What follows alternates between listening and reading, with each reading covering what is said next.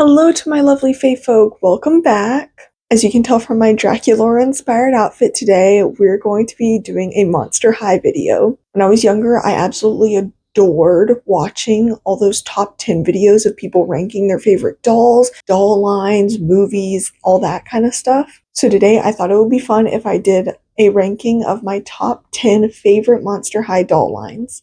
Of G1, that is. I'm not the biggest fan of G2. I do really like G3 though. However, I didn't grow up with G3, I grew up with G1, so I thought it would be easier and more simple to just stick with G1 today. But I would be more than happy to go over G3 on another video, or even go more in depth on the lore with it. Now, I do want to preface this, of course, that this is just my opinion. It's totally okay for you to agree or not agree, but let me know in the comments what you think of my ranking and anything that you would have changed or what you would have placed. And with that, let's get into the list. Number 10, Gloom and Bloom. Now, I feel like this line is pretty underrated. I never hear anyone talking about it, but when I saw it in stores, I was utterly obsessed the moment I saw it. I really loved the floral, flowery vibe of this line, but it's sort of like a gothic type florally, if you get what I mean. Plus, we get some characters in it that we don't normally get, like Jennifer, Katrine, and Venus. And they're some of my favorite characters in the whole series. I was especially surprised to see that we got Katrine because she's barely ever in any of the doll lines. She's one of my favorites, though. She's so cute. I mean, how can you not like her? She's just a cute little kitty. Of course, Jane and Cleo look really cute, too. I wasn't the biggest fan of Jane's original design, but I love this one. I think with Jane's original design, I just wasn't a fan of like the 3/4 pants thing that she had going on. But I think with this line, it would be really cute to have like a doll garden and have all your plants set up with the dolls from this line, since, you know, they're like plant floral themed. But yeah, I think a doll garden would be really cute. Also, I think we should start calling our doll collections doll gardens in general, because that's just so cute. Like, you have a little garden of dolls, you know, some people have plants, some people have dolls, some people have ponies, some people have little pet shops, some people have multiple. So yeah, I think we should start calling our like trinket collections and stuff like our gardens. This is the section of the garden with My Little Ponies. This is the section of the garden with Monster High dolls, with Little's Pet Shop, with Ever After High. But yeah, I think that would be really cute to start doing that. Number 9, School's Out. Now, this doll line specifically has 2 dolls that I'm absolutely obsessed with, and is the main reason that this doll line is number 9. The Draculaura and Claude 2-pack. The moment I saw this 2-pack, I was in love. The whole vibe of the pack is just so lovey-dovey and cute, and Draculaura's design for this doll is probably in my top 3 overall favorite Draculaura designs of all time. Sadly, I never saw it in stores. I only saw it online like after it came out, but the prices for it were always way too high, and they still are. They're pretty high for this set. I think it's one of the most expensive sets on the market right now. But also in this line, we get the original Abby Abominable, which I was always obsessed with. Like the fluffy leg warmers and arm warmers and her dress, they all just go together and they're so Abby. Like if you know Abby, you know like it's just her. And I've always loved Abby's hair too, with the cute little tinsel and the pink and blue with the white iciness of her hair. Overall, she's just one of my favorite designs of a doll. And then for me, Claudine is actually another standout from this line. I love the purple and then the pop of teal with those boots.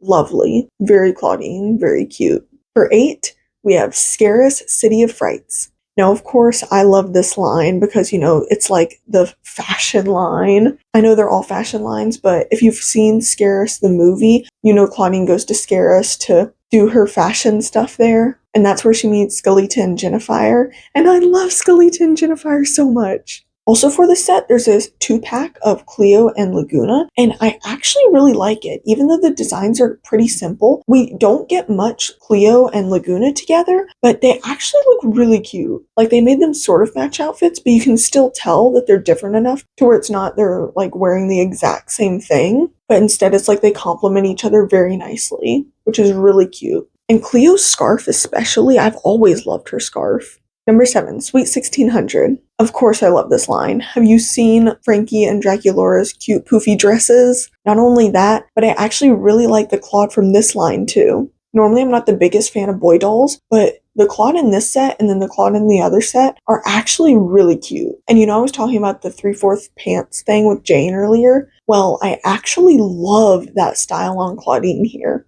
I think this is the only doll that I actually like that style on in all of Monster High. Somehow she just pulls it off so well. But then, of course, we have Cupid, which I absolutely adore how they kind of made Monster High and Ever After High collide because Cupid would go like in between the schools. So the Cupid in Ever After High is the same as the Cupid in Monster High. And there's a book, I believe, as well that kind of connects the two stories more, Ever After High and Monster High. I've wanted to read it for a really long time. So if you want me to like do a deep dive into the whole lore of Monster High and Ever After High collabing, I would love to do something like that. 5. Scarily Ever After. Now, of course, I love fairy tales, so I had to put this doll line in. We have Claudine as Little Dead Riding Wolf, Draculaura as Snowbite, and Frankie as Threaderella. I love the play on the fairy tale names for this set. It's really cute that they kind of like Monster High-ified the names of the fairy tales to fit the whole aesthetic more. And the designs for the dresses for all of these is just stunning. I really wish we got more from this line. I definitely think that this is a line that we could have gotten more dolls out of and like really good quality dolls. I think there was a lot of potential with other characters as well where you could, spin off fairy tales with them and basically do more of what they did really well in these first 3 dolls. But sadly, we never got any more in G1, but maybe they'll kind of redo the same thing for G3. I'd love to see that. 5. 13 Wishes. Okay, so 13 Wishes was one of the Monster High movies that I could not stop watching as a kid. I always loved it, and I really liked Twyla and Howleen's dynamic too. They're so cute. And I know Laguna got like a lot of hate in this line, and I can kind of see why, but I kind of like her. Like the blue with the very poppy yellow, I kind of think it goes really well, especially with the hot pink like dress top thing. So I'm actually a fan of her. Of course, you can't talk about 13 Wishes without mentioning Gigi. She's so cute. I absolutely love her design. Also in the movie, Wisp and Gigi, their whole story and everything was really interesting. But of course, the highlight of this line are the Haunt the Casbah dolls. Claudine, Draculaura, Frankie, and Abby.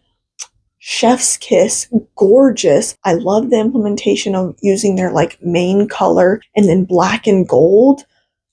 It's stunning. And all the dresses are different enough to where they still each feel unique to each character. Overall, gorgeous line. 4. I Heart Fashion. Now this line is great because not only in each pack do you get a doll, but you get like 2 extra outfits, which is amazing because you don't really get extra outfits in pretty much any other pack, as far as I'm aware. They would have like individual outfit packs sometimes, but none of them are nearly as good as I think the quality in the fashion packs are, like the I Heart Fashion doll packs. I feel like a lot of the dolls were very experimenty in this line, like Abby and Frankie with like their makeup and hair and that kind of thing. But then we get some super rare characters as well. Widona, Iris, and Wisp all in one line? Are you serious? Those dolls, as far as I know, you could only have gotten from the Comic-Con exclusive sets. So being able to get them in these fashion packs, dream come true. 3. Freak du Chic. Now this line is super cute and super cool and kind of like a creepy cute, which a lot of Monster High is, but this one just has that like extra spice to it. It has like the circus vibes, the creepy vibes, but also the cute fashion vibes. Also, I'm literally in love with the Rochelle from this line. I think her, Toralei, and Twyla really steal the show. From this line, I did manage to get Frankie, but hopefully I could add the other dolls in my collection too, because just the vibes of the whole thing are just so whimsical. I think it would be really fun to like put the dolls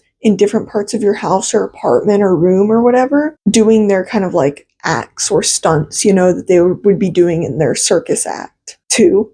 Sweet Screams. You were probably expecting this, but Sweet Screams is definitely one of the most sought after lines as far as I know. And I feel like everybody loves Sweet Screams. It's just so elaborate and there's so much to it, but even though there's a lot to it, it's still cohesive. Nothing feels out of place with it, And each doll is so unique They definitely give very Harajuku fashion vibes, which you know I love. So yeah, these dolls were definitely a highlight whenever they would come out. There are only 4 in this collection: Draculaura, Frankie, Abby, and Gulia. But this is another line that I definitely think they could have added more to and done a ton of characters, and I know I would have eaten it up.